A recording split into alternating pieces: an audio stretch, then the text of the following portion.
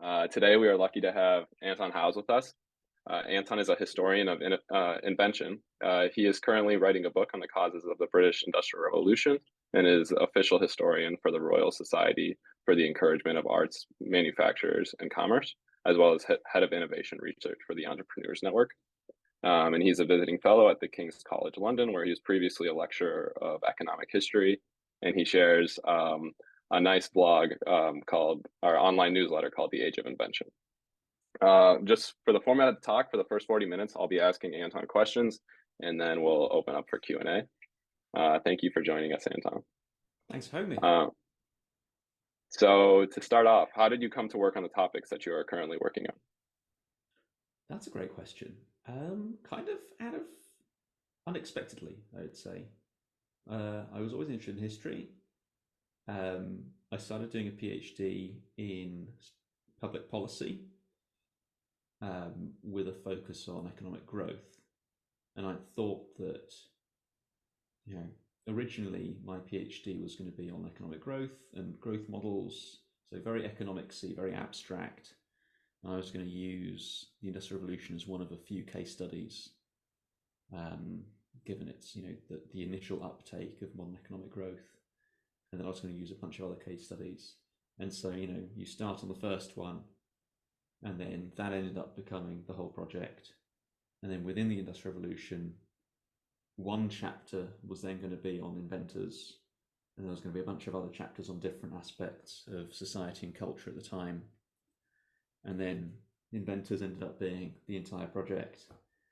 And now, the past few years, even specific inventions and kind of drilling down into the detail of each and every one has become, part of the thing. So I guess it's the more I discover about one specific thing, the more that's kind of become the entire thing that I look at, because you realize just how much there is to know, how much there is to research, how much not even there is to know, but how much is currently unknown or under-recognized or under-researched.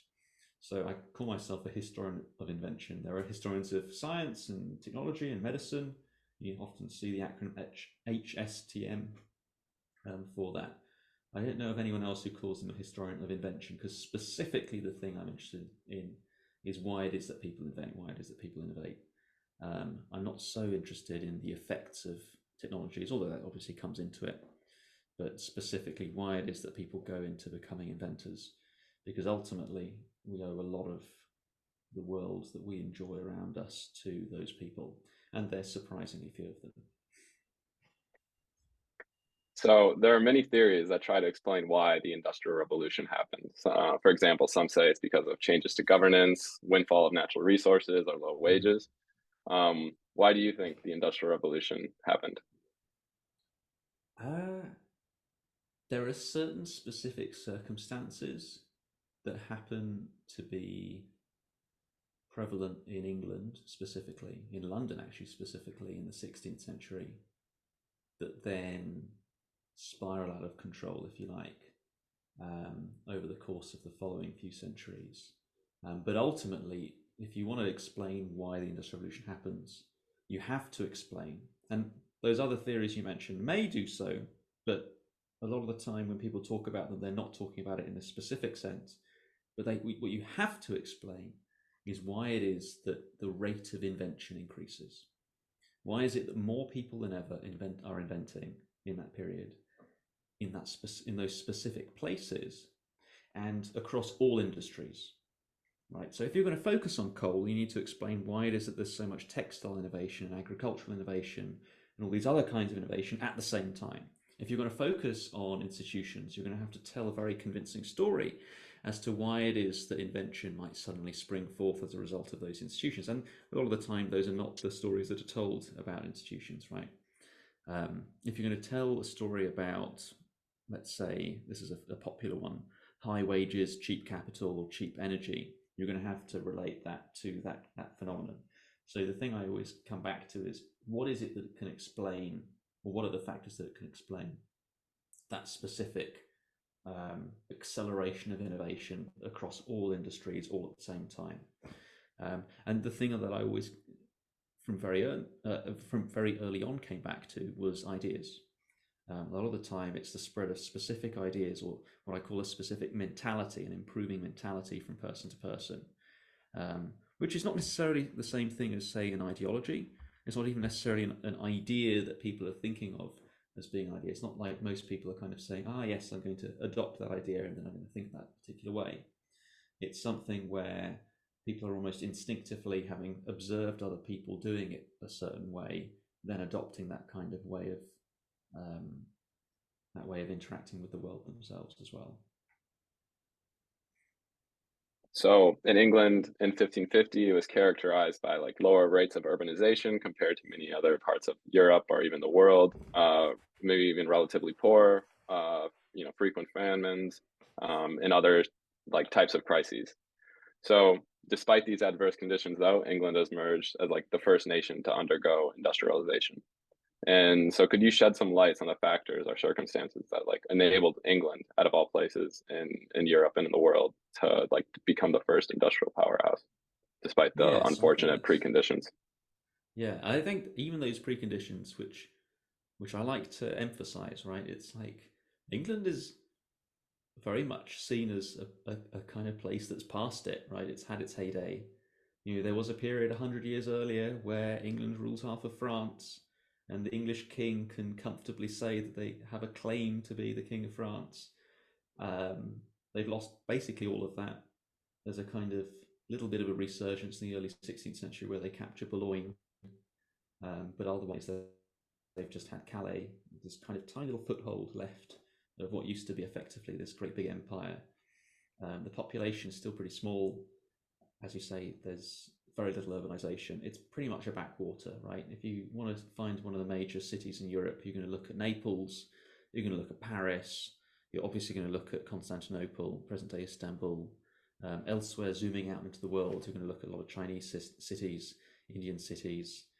You're not going to look at London. It's a complete backwater. 50,000 people, right? This is not even. I mean, certainly by modern standards, it's tiny. But even at the time, that's not a terribly large capital city. So as an agglomeration, as the sort of place where you're going to see ideas bouncing off one another and a lot of people doing interesting things, London is not the kind of place that you'd expect that to happen. And the reason I think it happens in London is a very unique set of factors.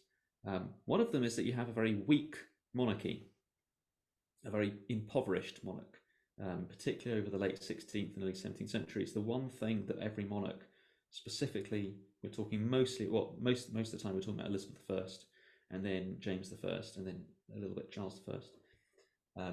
The main thing they have as a trouble is that they're quite poor.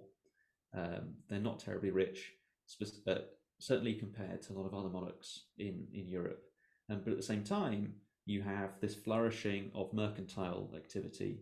You have a lot of merchants becoming really quite wealthy. London starts to grow as a hub for mercantile wealth.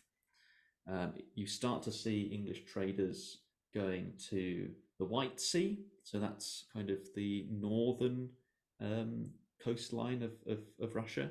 So they discover Muscovy, so Archangel, the city of Archangel, is founded as a result of that trade. You start to see them going into the Baltic, you start to see them going to the Mediterranean, you start to see them going to the west coast of Africa, across the Atlantic, and then eventually into the Indian Ocean as well, and much further afield.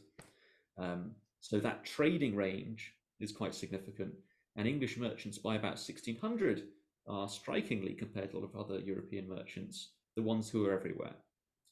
Which you don't really see elsewhere. And the Dutch are only a decade or two behind them, right? So the moment you see English merchants, the Dutch are there just a little bit behind them. And that's generating a lot of wealth, and it's making London an extremely rich city. And those riches start to attract a lot of people to London, predominantly from the English countryside. So you see quite a lot of economic population growth in England as a whole. The rural population grows, but specifically the urban population grows. And actually, when you look at the details of which urban population is growing, it's pretty much all entirely London, right? So this one city is becoming larger and larger and larger and larger. And to use the kind of Silicon Valley terminology, it 10x's between 1550 and 1700, right? Literally goes from 50,000 people to 525,000 people, and is basically one of the largest cities in the world from having been a backwater. That reorients the entire British economy, and I'm talking England, but also Scotland, which up until 1603 is ruled separately, has a different monarch. So the entire country starts to reorient towards feeding and supplying this one agglomeration, and you start to see quite a lot of innovation happening there as well. To begin with, a lot of that innovation is to do with navigation, for obvious reasons. And this is the other kind of interesting thing, and this is why I mentioned that the monarch is weak. Although the monarch is weak, because you have this kind of growing public of people who are interested in trade, in manufactures, you start to see a kind of market that you can start to use for inventors. And what that means is that if you're an inventor and you're going all around Europe, let's say you have a particular contraption that you've invented, you might go to France, you go to the king, you offer him the invention. He's like, not interested. I've got about 5 of those. F off. You go to some other Duke of Mantua, let's say. They're like, that's kind of interesting. I'll pay you XYZ amount. Go to London. Now maybe you get in with the crown. Maybe the Queen or the King is interested. But if they're not, the very striking thing is that you have an alternative way of doing things, and that's to appeal to a public. You could publish a book, for example, get a bunch of people who are interested from a particular mercantile trading company. There are alternative sources of patronage which aren't necessarily the people who are in charge. And what that results in is, over the course of generations, decade after decade after decade, you have this kind of robustness when it comes to a market for invention. So even if the next monarch, when the previous one dies, isn't that interested in invention, there's loads of other people in England that you can appeal to for support, which you don't really see elsewhere. Right? So very striking things about London include the fact that you have quite a lot of publishing compared to a lot of other countries, but specifically a lot of publishing in English and not in Latin or in other languages. So you can already see all these sort of signs of that market growing. So those are the sort of feedback mechanisms that I think become incredibly important. A lot of it is kind of sheer chance. Those kind of ideal factors that are kind of in place, if you like, for those sorts of things to happen. And then you've got certain individuals who I think really kind of push the envelope on certain things. So the idea of England being able to go out and become a trading nation, a lot of that is as a result of a very specific character, a guy called Sebastian Cabot, who's essentially of Venetian extraction. Cabot kind of becomes an anglicised version of his name. But he is when he's very, very young, in 1496, is given a patent that entitles him to a lot of new discoveries that are made on behalf of the English crown. Fast forward to the 1540s, when he's a very old man in his 70s, he gets that patent rewritten, kind of reissued. He'd been the pilot major, the chief navigator to the Spanish and Portuguese empires. The Spanish Empire, and he essentially kind of defects to England. Now we're not entirely sure why. We don't have all the records for all these sorts of things, but the fact that he defects and then ends up kind of training this whole generation of navigators seems to be one of those little kind of tipping point effects, I think, in the 1540s, 1550s, that ends up kind of allowing London to grow to that extent. Thank you. So what are some of the takeaways from Britain's development and that are relevant for developing countries today? One that stands out, I think, immediately, I hope, is that for a developing country today, you wouldn't necessarily just want the government to be the main patron for economic growth or economic development or for invention. You want to be able to create a kind of robust civil society, a more kind of widespread thing, something that will last generation after generation, where you might create interest groups around supporting invention, right? So this is one of the things that you see with the rise of joint stock corporations. The original joint stock corporation in world history is the one set up to do the navigations that Sebastian Cabot is promoting in the 1550s, that what ends up being called the Muscovy Company because they accidentally discover Muscovy, but they'd gone northeast around, into the Arctic Circle because they were trying to find a trade route to China and Japan. They also send people off in search for a Northwest Passage, and they end up finding Canada and all these sorts of other bits as well. But that's the kind of thing that they're going for.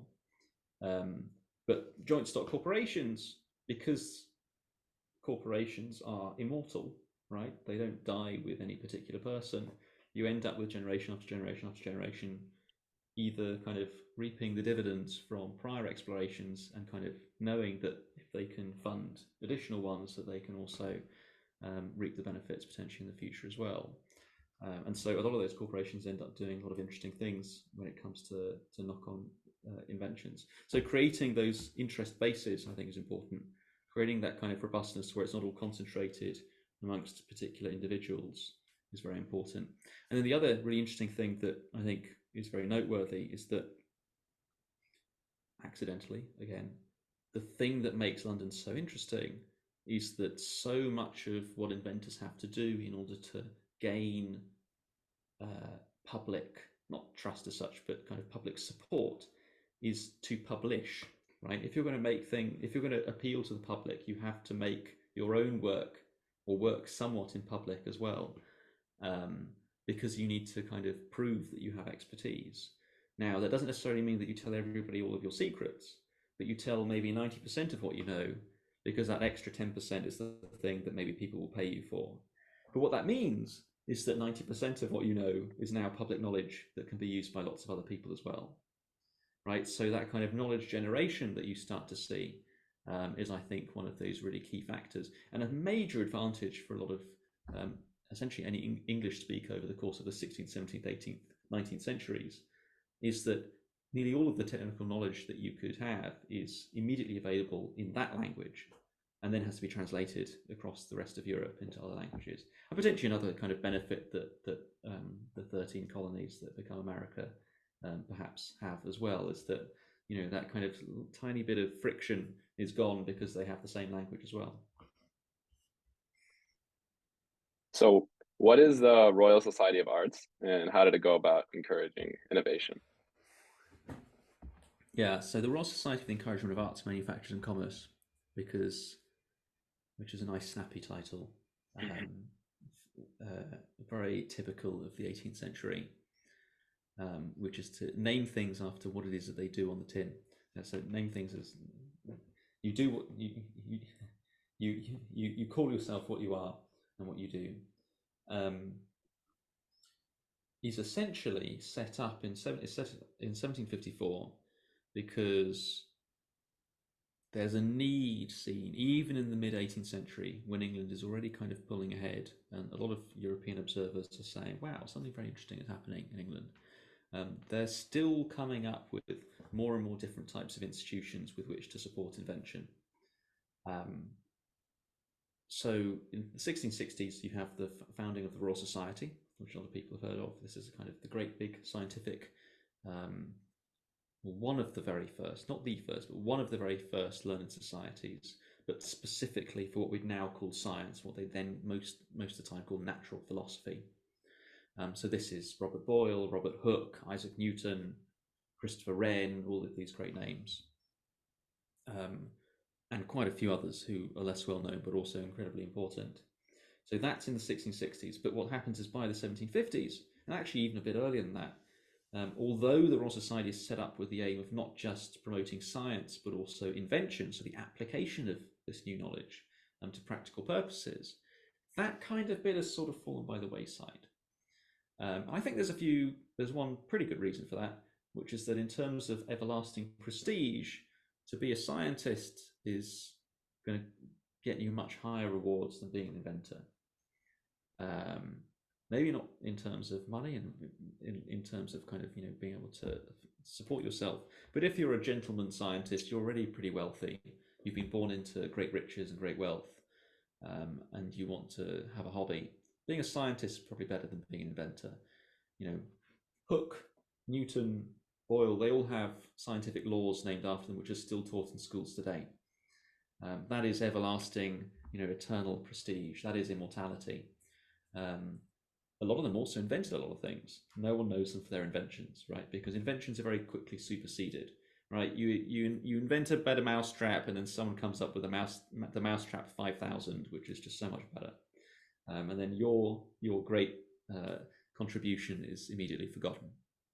And then someone comes up with the 6000, and then the 6000X, and these things really get out of hand.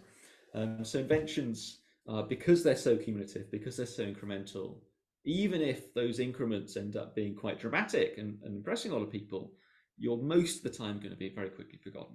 So the social returns, the kind of prestige that you get from science, is still so much better than what you get from invention. And so one of the things that a lot of people start to talk about, including a lot of fellows of the Royal Society, who are amongst the members of the Royal Society of Arts, originally just the Society of Arts. They only get the Royal in 1908.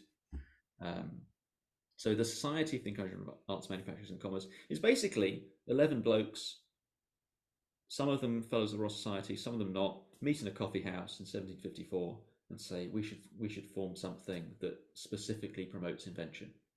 And that institution still exists to this day. But for its first kind of initial 100 or so years, the main way in which they operate is to fund inventions, right? So they pool subscription money. They each pay 2 guineas a year, which is quite a lot, or 20 guineas for life. They get their membership. They create this pool of capital that can then be deployed in order to fund inventions. And specifically, they very quickly come up with a rule that specifically they won't fund patented inventions. That's not necessarily because they're anti-patent or they're anti-monopoly in some way, but because if you're taking out a patent, in those days especially, when taking out a patent is extremely expensive, right? In modern terms, we're talking hundreds of thousands of dollars or pounds, compared to if you try to adjust for inflation and so on. Because of the high cost of patenting, they figure, well, those things are already pretty profitable. They don't need further encouragement. The things we want to encourage are the things that aren't going to get that kind of funding, right? Which is kind of a clever way of doing things. And so they give a lot of prizes for agricultural innovations, which wouldn't be patented anyway a lot of the time, for safety improvements, for various other inventions as well that just wouldn't necessarily fit within the patent system or were kind of marginally not quite profitable enough or obviously profitable enough from the get-go to do it that way, as well as things like funding projects to do sort of botanical or agricultural experiments. So, transferring one plant from one part of the world to another part of the world to see if that ends up kind of being more efficient and creating all of these great benefits. So that's the kind of main thing that they're set up to do. And then later on, they do all sorts of other things as well. But in invention terms, one to kind of point out is they shift from being a prize-giving society, partly as a result of the fact that patents just become cheaper to obtain, and so most inventions end up being patented anyway. But they kind of shift to being exhibition-holding societies.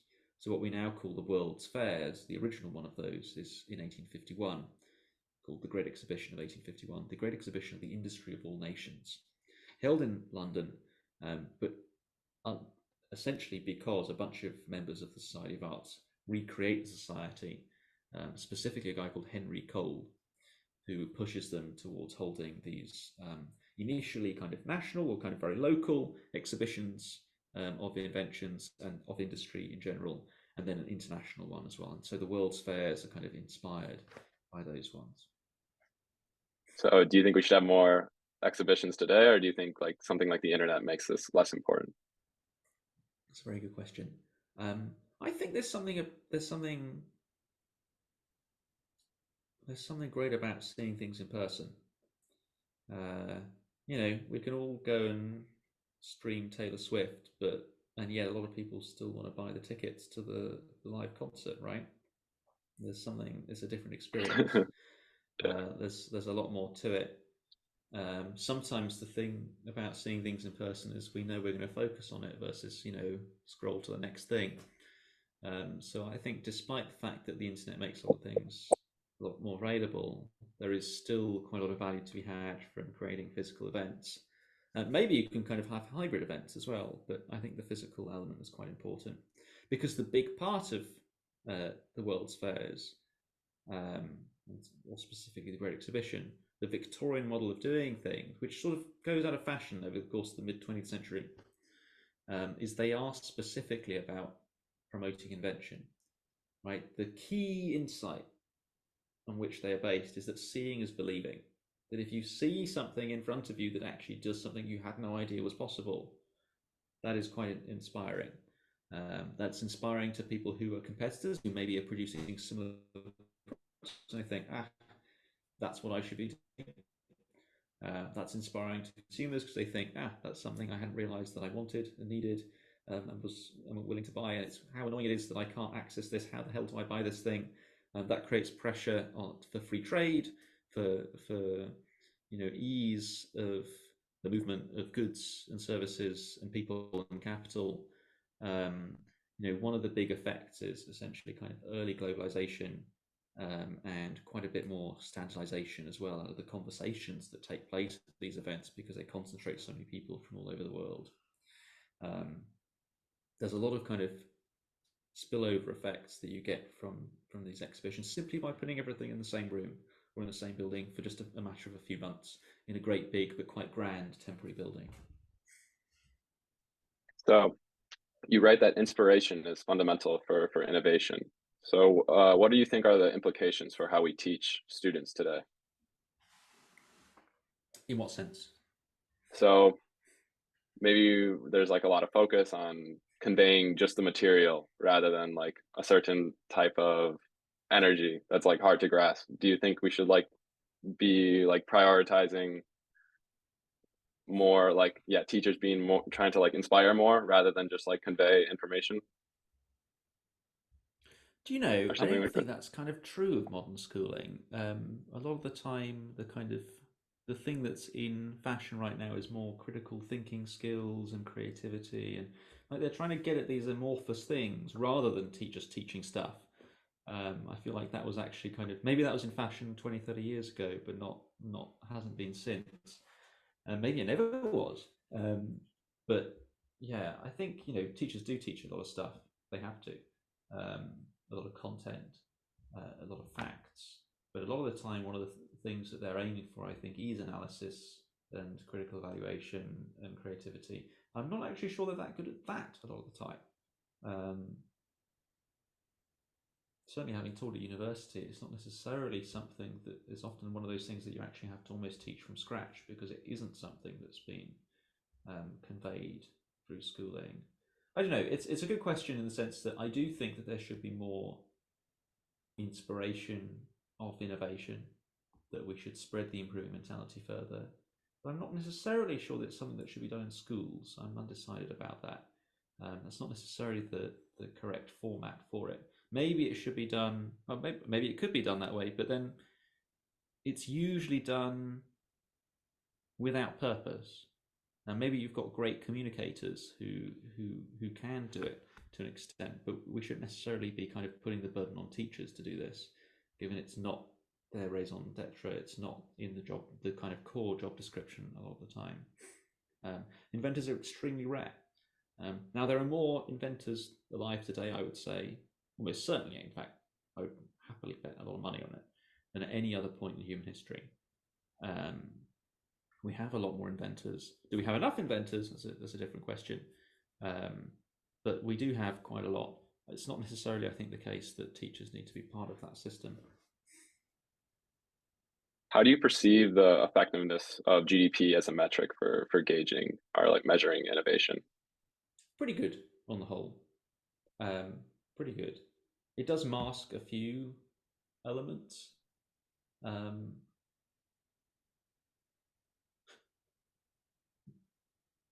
On the whole, GDP is actually a very good measure of living standards, but the main problem, I would say, is that it systematically underestimates the changes, or at least the way in which we correct for things like changes in prices systematically underestimate things. So, for example, when you're going to watch, let me put it this way: it's all very well to say we're going to make this real GDP, we're going to correct for inflation, but how do you do that? Right? it's not like the bread we buy today is the same as the bread in which that was bought 300 years ago. And certain other things that are in our consumption baskets, like television and telephones and telecommunications and light bulbs and microwaves and fridges, all of these things were simply not part of the consumption basket hundreds of years ago. So how are you supposed to compare these two things? Now, when you start to look at specific kind of not services but or goods, but the rate at which we consume, I don't know, lumen hours, right, from lighting. Once you start to do those things, you get some pretty ridiculous numbers in terms of how rich we are, right? So in terms of the way in which GDP allows us to account for our actual material wealth when it comes to our access to, not even access to resources, what's the better way of putting this? Our ability to make the universe kind of make our own lives easier, right? Our ability to reconfigure the atoms of our surrounding world in order to kind of subsist, not just subsist, but to live and flourish. That has increased to such a mind-boggling extent, and continues even in the recent past to have done so. That it's almost like the numbers are kind of ridiculous. It gets beyond human comprehension. How did Charles Dickens help the Royal Society transform the patent system, and how did it lead to like an increase in the number of patents? Oh, that's a fun one. Oh, that's a very specific question. Ah, yeah. So Charles Dickens is obviously famous for A Christmas Carol, as well as a lot of other works. But one of his lesser-known works is called The Poor Man's Tale of a Patent, which is about the process before the 1850s of acquiring a patent. And it's effectively a policy paper that's rewritten as a short story. I mean, you can literally compare the policy paper, which is kind of here are all the stages by which you need to, and how ridiculous it is and how costly it is. And he's basically taken that, like a think tank paper effectively, and rewritten it as a very popular short story, and one which is credited at the time by the person who writes that policy paper with being one of the key things that convinced a lot of people that the system needs to change. And the reason the system needs to change was that patents had essentially existed throughout Europe since at least the 16th century. You see quite a lot of patents being given in Italian states in the 15th century and even earlier. They start to spread, particularly from Venice. The Venetian model of patents becomes especially popular. They're adopted in England over the course of the 16th century, but also in other countries, but in different ways. But the main way in which patents had functioned was that they were essentially royal privileges, right? Is that you found that the monarch basically said, look, this thing doesn't already exist, therefore it is part of my domain, it is my property. And therefore I have the ability to kind of use the royal prerogative to give out monopolies on things that don't already currently exist. Right? Same with new trade routes. It's like no one's ever done this before, therefore I own it, is what the monarch basically says, and I can kind of do it that way. I don't know, it's a bit like the government kind of claiming that it owns the full frequency spectrum because no one's used it up till now, right? It's that anything that isn't already claimed by someone is essentially the monarch's. But because it's a monarchical system, it kind of has all these rulings that subsist over the course of a few centuries, where because it was essentially just private contracts between the monarch and individuals, by the 1850s, we're talking hundreds of years later, that's like all of this weirdness. I mean, there's the specific guy who has to like stamp the seal with a particular, stamp, and for some reason you're still paying them like a particular fee. Like all of this craziness made sense maybe in the 16th century, and that was like a vital part of the system. But by the 1850s is total ridiculousness.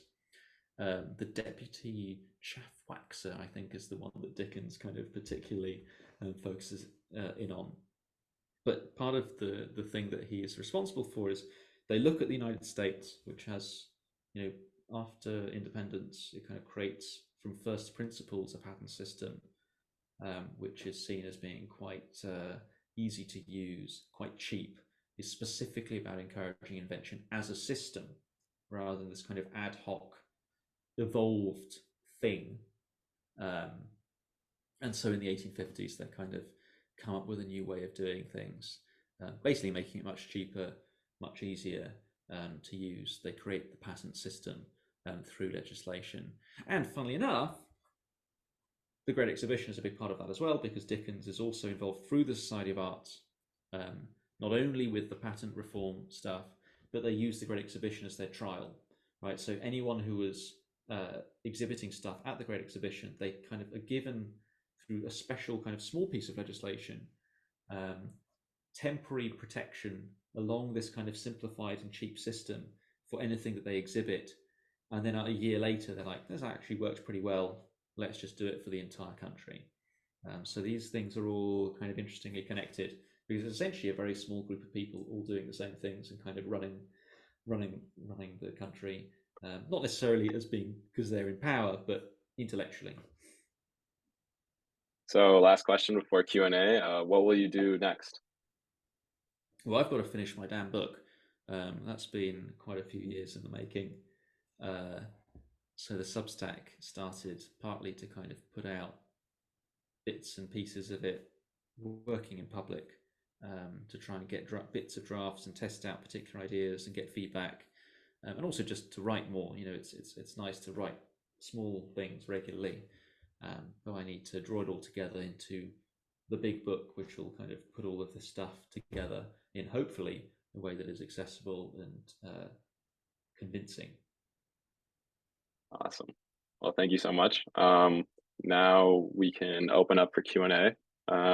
Maybe raise your hand if you have a question. Yeah, we'll go right away. Christopher, yeah, feel free to unmute yourself.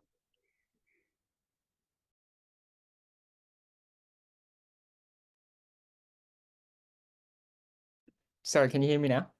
Yep. Yeah. Yeah, wonderful. Thank you so much. That was very interesting. I was mostly curious about the first question asked by Dominic regarding the conditions for industrial revolution. So the idea of having, or the thesis, let's say, that of having a weak monarch and condition for strong merchant and mercantile class, did it originate from just as a strong explanation for the English industrialization, but did it also encompass the perhaps the proto-industrialization some historians have classified that didn't cross the tipping point? I guess I'm asking because China and Japan went through periods of shogun, so locking in the country after periods of centuries of very open foreign trade, and having very early form of like early joint stock companies or even commodity exchanges. So did you feel like that tracked the?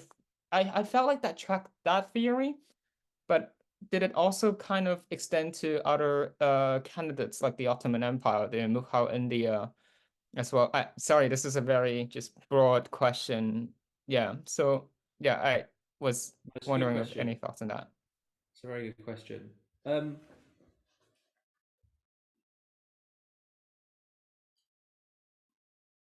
Yeah, it's interesting in the sense that I guess part of the story then has to also be about how it is that merchants entrench their power, right? How is it that merchants end up being seen as indispensable to rulers, right? To the extent that they're not then quashed, and you kind of end up with this closed-mindedness.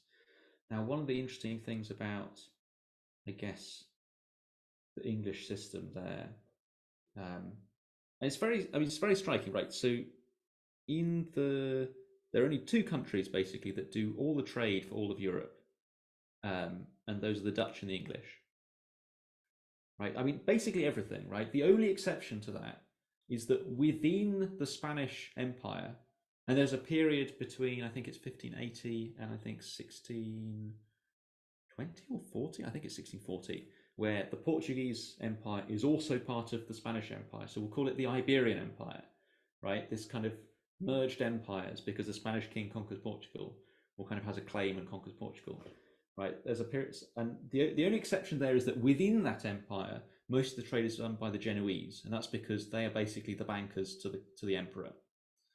So they get the special privileges, and they get to run the trade within those empires. But in terms of any other trade, long distance trade, it is basically done by the Dutch and the English, and originally the English and the Dutch, as I mentioned before, kind of following a little bit behind. So yes, there is something unusual going on there. A lot of other countries don't seem to have it. Now, one striking thing about you mentioned the Mughals.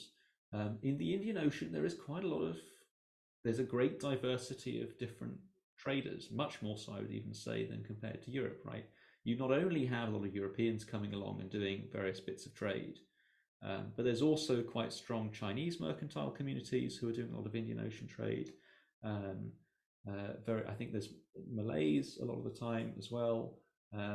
You end up with not only the Portuguese, but kind of what you might call Indo-Portuguese communities, where they're so intermarried with local communities that they're an entire new community of their own.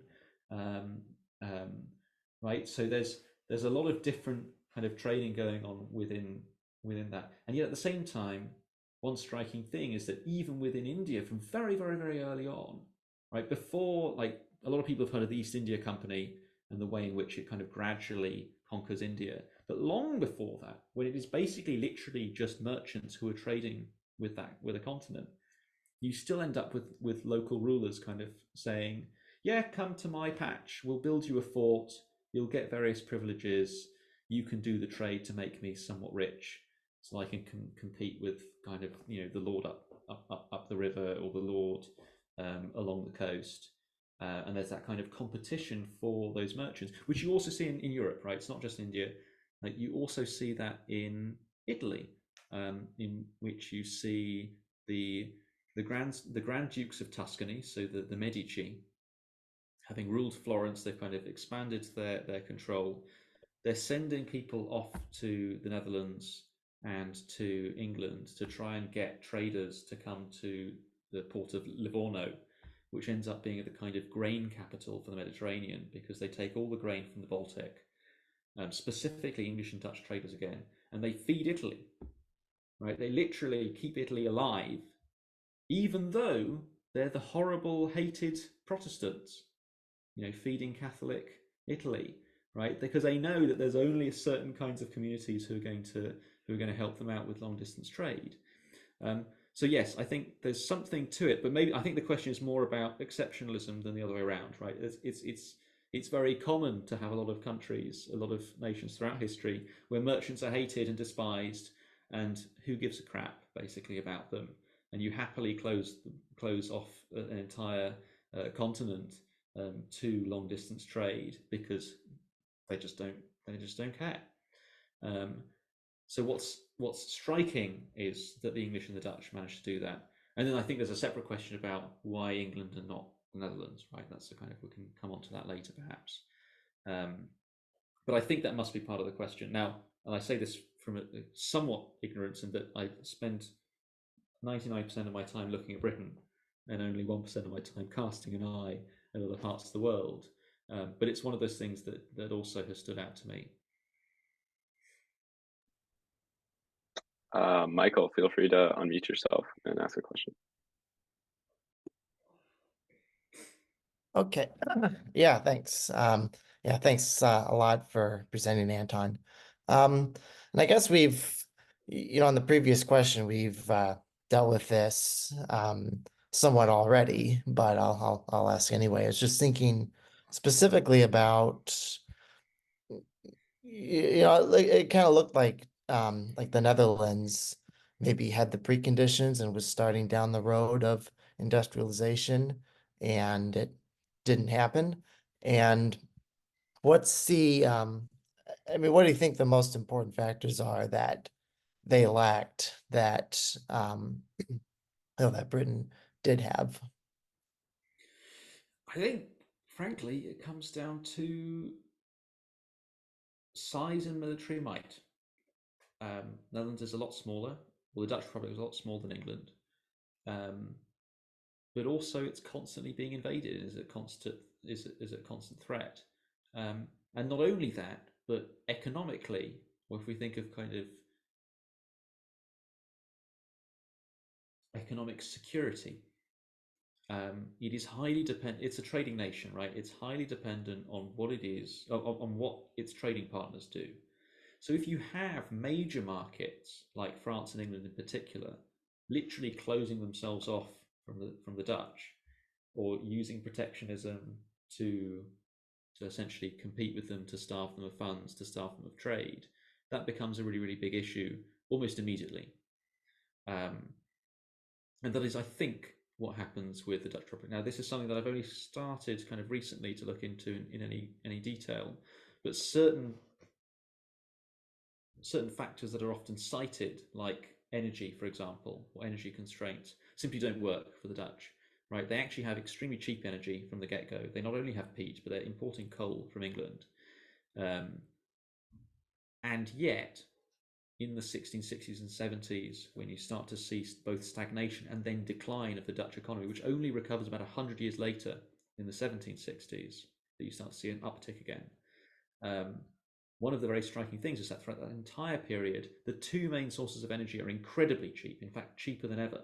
And that's, both peat prices, but also grain prices, right? If we think of grain as being the chief fuel for muscle energy, which is the main kind of energy being used in the economy, or energy source being used in the economy, not only for people in terms of, their muscle, but also in terms of animals, horses and so on, that are doing huge amounts of work to the extent that, like, in modern terms, seems almost unimaginable. Nearly all transportation, nearly all industrial processes are done through muscle energy. Certainly, almost all agricultural processes are done through muscle energy. Those are cheaper than ever, and yet it still has that stagnation, right? So they have one of these kind of crucial factors, but it seems to be an issue. But the very striking thing that happens also in the 1660s and 70s is that both the French and the English, their main trading partners, both adopt incredibly aggressive strategies when it comes to protectionism, right? They basically totally close themselves off in a way, well, not close themselves off. They find a way of massively overprivileging their own traders and manufacturers in order to harm the Dutch. And the Dutch, for very obvious reasons, given they're so dependent on trade specifically, suffer accordingly. So I think that must be part of it. I mean, the English and the Dutch even fight wars over this, right? There are 3 Anglo-Dutch and then a 4th later, but there are 3 Anglo-Dutch wars in a series in just a few decades, mostly fought over trade. Bianca, feel free to unmute yourself and ask a question. All right, thanks.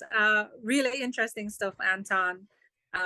Joining you here from Jamaica, and so of course my interest in British industrialization tends to come more from the colony perspective. And I was just curious because you had talked about the fact that previously, obviously, the British Empire was quite substantial, quite powerful, and it had gone into decline, which sort of preceded this boom in innovation and invention.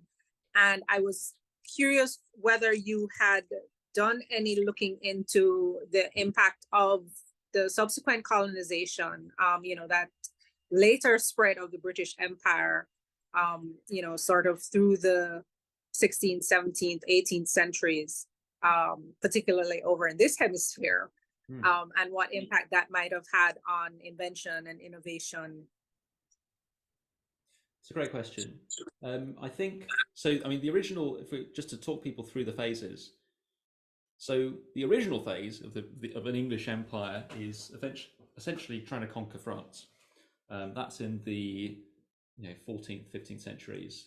That doesn't go very well. So that, as I mentioned before, they're left with Calais. Henry VIII briefly reconquers Boulogne. A couple of decades later, not his son, but the regents for his son, Edward VI, lose it. And then Mary, his daughter, loses even Calais. So they lose basically all foothold on the European continent, which matters, right? Because people think of Britain as a kind of island fortress, but actually, if you look at the history of Britain over the Middle Ages, it's surprisingly easy to conquer because you can send people to any kind of coastline, and the seas for a very long time are a highway for invaders more than they are a moat.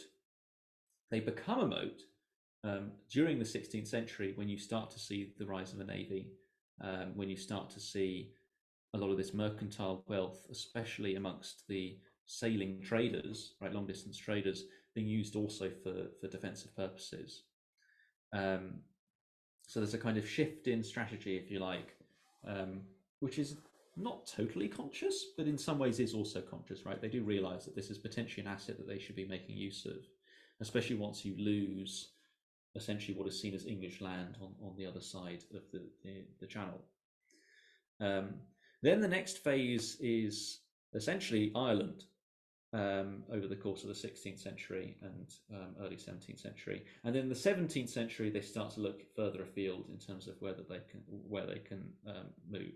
So the very early 17th century, a lot of Americans will famously, they'll know about Jamestown. Bermuda also features into this story. And then the mid to late 17th century is what you might call the kind of the real expansion. This is when things start to get pretty ridiculous. I mean, they basically conquered Jamaica by accident. Oliver Cromwell, actually kind of loses faith in himself because they were supposed to conquer a different, I can't remember which, but they were supposed to conquer a different island. And instead they go to Jamaica, which wasn't as well defended by the Spanish Empire. And they conquer Jamaica instead, and he's furious and quite upset and thinks that maybe God has abandoned him. So some aspects of the empire, especially when it comes to the Caribbean, and then further afield as well, like some of this happens not because there's necessarily kind of a pushing force from the center, but because people on the ground, once they're there, are like, there are some interesting opportunities here to do some, from a modern perspective, pretty evil things in order to get rich quick. And you see exactly the same thing in India, right? A lot of what the East India Company does is kind of people on the ground kind of taking quite opportunistically, making the most of what they can do there. I mean, frankly, like just think about the communications problem, right? It takes months to get messages back and forth from the people who've sent them out there in the first place. In fact, there are even periods where the East India Company, it looks like the directors, the shareholders in the East India Company are saying, no, you should abandon all these forts. This is doomed project. And the people on the ground are like, no, we'll build a completely new fort. We've just had a great new deal with this local ruler. We're going to really go out of our way to do things. But the really key period is the mid-17th century, 1650s, 60s, 70s. This is where you see the founding of the Royal Africa Company. It's when I would say the East India Company really gains a foothold with the fort at Madras. It's also when you start to see essentially the rise of the triangular slave trade, again through the Royal African Company, and then beyond, where there's a kind of quite a big shift, I would say, in commercial policy. Now, as to the results of that, I mean, certainly they would have made quite some significant returns from that then get reinvested in the British economy. The extent to which that's the case is kind of open for debate, and economic historians have gone back and forth on this quite a few times as to how much wealth is being created there that's then being used for industrial purposes back in Britain. The other interesting element, though, that I think hasn't got a lot of attention is that a lot of investment in those sorts of ventures is quite possibly the result of interest rates in England itself being kept artificially low, right? They create caps on the legal interest rate that can be charged, whereas you don't see those caps in other parts of the world that are available to British investors.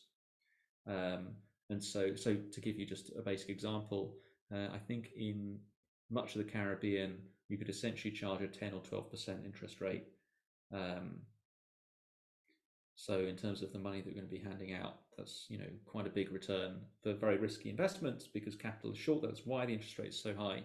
But it means that you can do that. Whereas in Britain, it's kept artificially low by it being banned essentially above certain rates.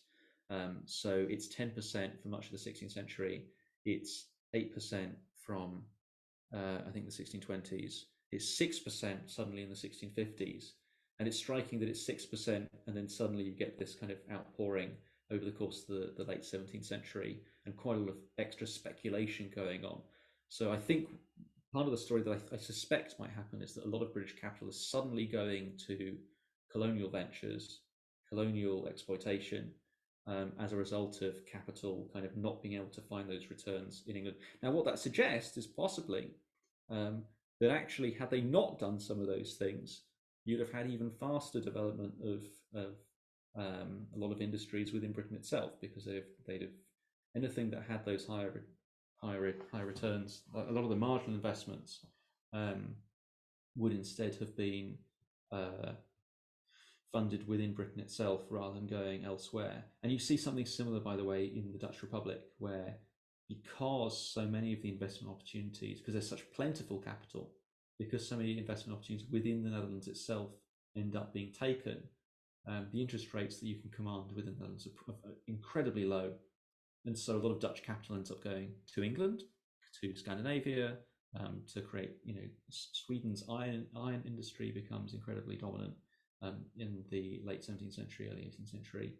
A lot of that is essentially from Dutch capital, essentially flowing abroad in much the same way as today, right? Or in the past, about 10 years ago, you had all these stories in The Economist about Chinese capital, shadow banking. Do you remember this?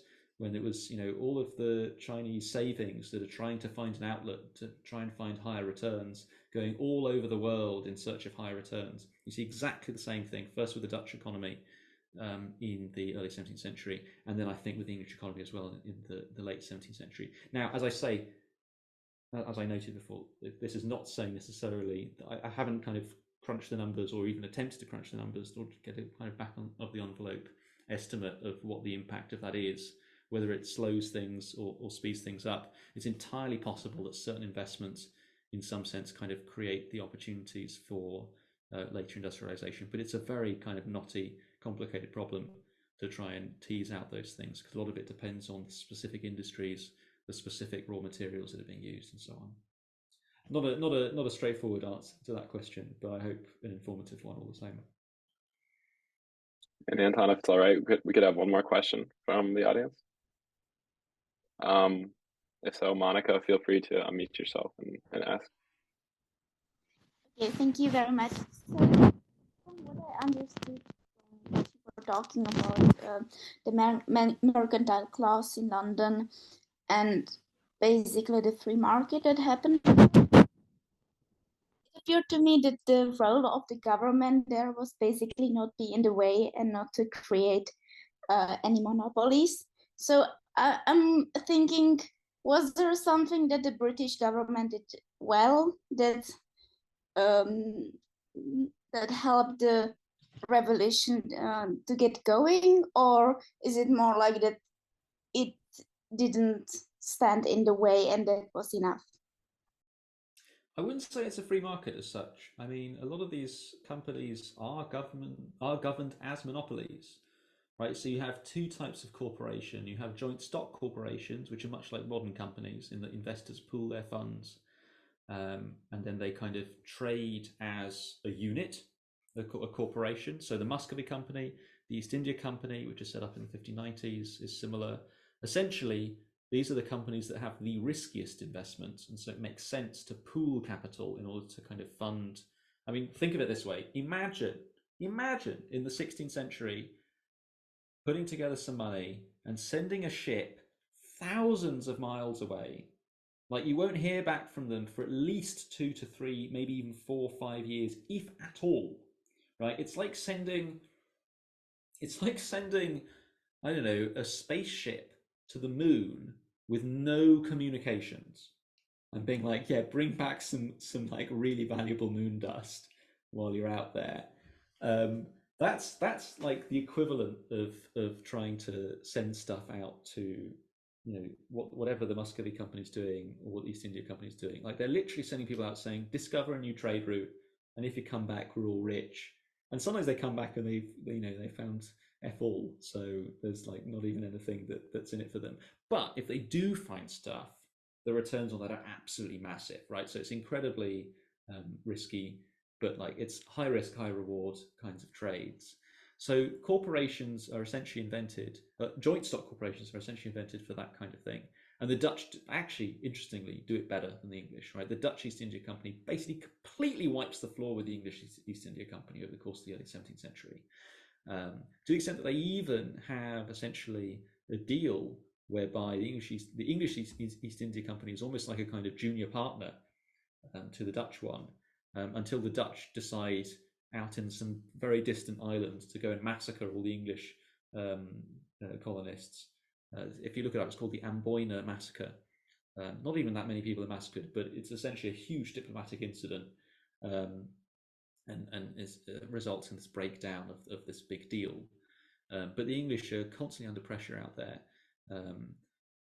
from the Dutch, who are essentially able to marshal so much more capital because it's so much cheaper to send ship after ship after ship after ship, whereas for every few Dutch ships there's only one or far fewer English ships going out in comparison. And then you also have other kinds of corporation which are essentially more like guilds. So they're often called regulated corporations. So essentially you buy in to the company, you trade independently, but in order to trade to a particular part of the world, you have to abide by certain regulations and rules. You have to pay certain fees. So trade with the Ottoman Empire, for example, and with Venice. So the Levant Company, the Turkey Company, all of those permutations, they change back and forth between joint stock corporations and also regulated companies. And then you also end up with situations where there is lobbying for what is called free trade. But at the time, free trade essentially means that anyone is able to access to trade with those regions. Right? So if you are a merchant, you don't need to go and get permission to go and trade with that region. But there are reasons to have those sorts of monopolies, not only in the sense that, if you're going to pool that capital, then it's kind of annoying if someone else ends up sending another ship out there and kind of competing with you. So you kind of try. There's an attempt to very cheaply by the monarch to limit the downside risks. But also when it comes to regulated companies, there are diplomatic concerns, right? So if you're going to go and trade with Muscovy, or going to go and trade with the Ottoman Empire, someone's got to pay for the ambassador, and it's not in this period the monarch. Right, the monarch is, as I said, very skint, very strapped for cash. Like Elizabeth I does not want to go and pay to an ambassador to the Ottoman Empire. Who cares? Like, why would they do that? Like, this is someone so distant that it really makes very little difference. And so what happens instead is essentially the dues from the people who are trading with the Ottoman Empire, they pool some of their money, they pay in the fee so that they have consuls and ambassadors who do a lot of this stuff on their behalf. And then they also, because they're an ambassador there, they can be a representative of the monarch as well. So a lot of the early embassies that the English have are essentially done because you have these monopoly corporations or these regulated companies as well. They're doing that trading. So I don't think it's so much that you have a kind of free market or the government is kind of hands off. The government is often the crown is often very hands on in certain specific ways, and often very hands-on or very often hands-off in other ways. But I think a part of what happens really is that it's not a straightforward. I don't think you can kind of project back the system we have today of you have a government and you have civil society and you have a private sector. There is no public-private sector kind of sharp distinction. A lot of the time, a lot of the things are kind of very much blurring those boundaries. I really think it makes sense a lot of the time to even talk about those kind of being differences, because a lot of the time, the Crown is effectively a private actor themselves, right? It's like if the government was kind of able to go and trade itself, or if you had a president who was there for life, who also has massive business interests of their own, which everyone is perfectly happy to entertain, but they're trading with tax money, right? It's a kind of very well. Thank you so much, Anton. We really appreciate you taking the time to speak with us today. I hope you have a great night, and thank you again. Thanks very much. Thanks for having me.